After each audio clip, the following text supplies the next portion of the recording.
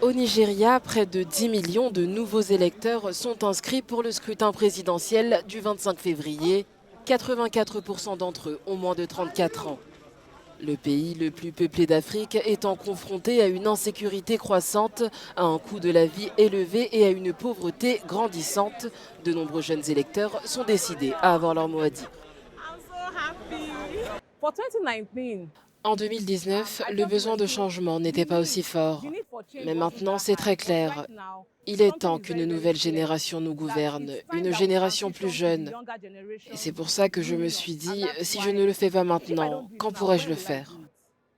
Obtenir ma carte d'électeur a été très facile en réalité. Je vais voter pour la première fois et je suis très enthousiaste. Je vais exercer mon droit de vote et voter pour les bonnes personnes afin de faire du Nigeria une grande et fière nation.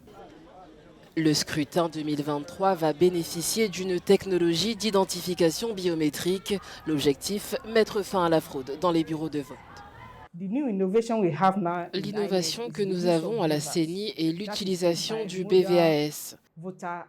C'est un système d'accréditation bimodale des électeurs. Nous l'avons mis à l'épreuve lors des élections hors cycle dans les États d'Ekiti et d'Osun.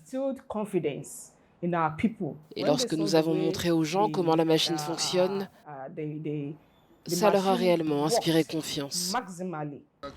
Quel que soit le vainqueur de la présidence, il devra faire face à de nombreux défis, de la lutte contre l'insécurité à la relance d'une économie durement touchée par la guerre en Ukraine.